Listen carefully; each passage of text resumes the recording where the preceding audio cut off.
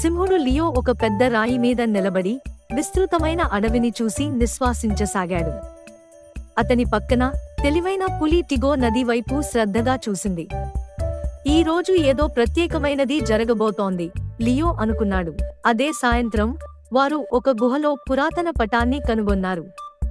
అది చారిత్రక గుర్తులతో నిండిపోయి ఒక ప్రత్యేకమైన ప్రదేశాన్ని సూచిస్తోంది. ఇది ఖచ్చితంగా ఒక నిధి పటం, టిగో ఆనందంగా అన్నాడు.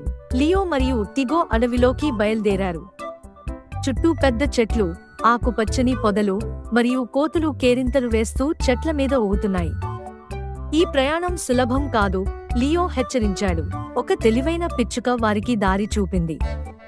మీరు వెతికే నిధి నిజమే, అది చెప్పింది. కానీ జాగ్రత్త, నదిని కాపాడే మొసలి రాజు మీకో అడ్డుకట్ట వేయవచ్చు. వారు ఒక వేగంగా ప్రవహిస్తున్న నదిని చేరుకున్నారు.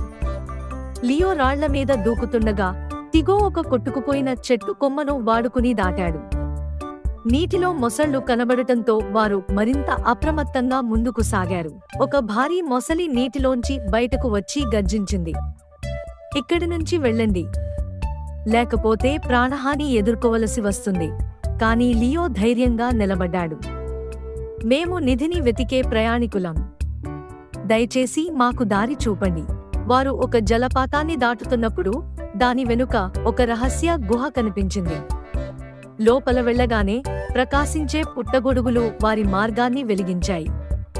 ఇది చాలా పురాతన ప్రదేశం, టిగో అనుకున్నాడు. సొరంగం లోతుగా వెళ్లే కొద్దీ వెనుక నుంచి అడుగుల శబ్దం వినిపించింది. వారు వెనక్కి తిరిగి చూశారు, కాని అక్కడ ఎవ్వరూ కనిపించలేదు. సడన్ గా ఒక రాతి పులి రూపం వారికి ఎదురుగా నిలబడి, ధైర్యమైన వారు మాత్రమే ముందుకు సాగగలరు అని గర్జించింది. నా దగ్గర తాళాలు ఉన్నాయి, కానీ తాళాలు తెరవలేను. నాకు స్థలం ఉంది, కానీ గది లేదు. నేను ఎవరు? లియో మరియు టిగో ఆలోచించారు. కీబోర్డు, టిగో చురుకుగా చెప్పాడు. రాతి పులి తల ఊపింది. మార్గం తెరవబడింది. వారు ముందుకు సాగినప్పుడు మాయాజాలం వలె కనిపించే తేలియాడే రాళ్ల వంతెన కనిపించింది. లియో జాగ్రత్తగా అడుగులు వేస్తూ ముందుకు వెళ్లాడు. టిగో తన చాకచక్యంతో పైకి ఎగిరాడు. గుహ పెద్దదిగా మారింది. గాలిలో మర్మమైన గంతుల శబ్దాలు వినిపించాయి. నిధి పెట్టే ఒక భారీ రాతి మైదానంపై కనిపించింది. ఇది నిజంగా నిధి కావచ్చు, టిగో ఉత్సాహంగా అన్నాడు. వారు ముందుకు అడుగేసినప్పుడు లియో మట్టిని తొక్కగానే నేల క్రింద పడిపోవడం ప్రారంభమైంది. టిగో అతన్ని పైకి లాగాడు. క్రింద ఓ భారీ గుహ కనిపించింది. వారు నిధి పెట్టెను తెరిచారు. అందులో బంగారు నాణేలు, విలువైన రత్నాలు మరియు ఒక బంగారు కిరీటం మెరుస్తూ కనిపించాయి. ఇదే అసలైన నిధి, లియో ఉత్సాహంగా అన్నాడు. కాని ఆకస్మికంగా గుహ కంపించడం ప్రారంభమైంది.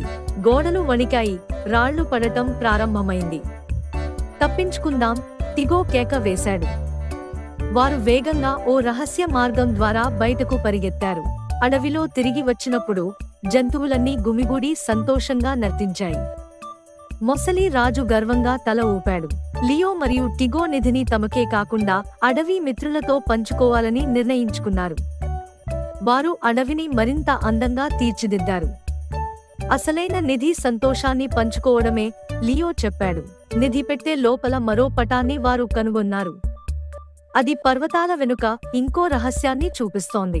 లియో మరియు టిగో పర్వతాల వైపు చూసి నవ్వుకున్నారు. ఇంకా ఎన్నో సాహసాలు మాకు ఎదురుచూస్తున్నాయి. అడవి మళ్లీ ప్రశాంతంగా మారింది. లియో మరియు టిగో ఓ పెద్ద చెట్టు కింద విశ్రాంతి తీసుకుంటూ నక్షత్రాన్ని చూస్తూ నవ్వుకున్నారు. కొత్త సాహసం ప్రారంభం కానుంది. Please subscribe to our channel.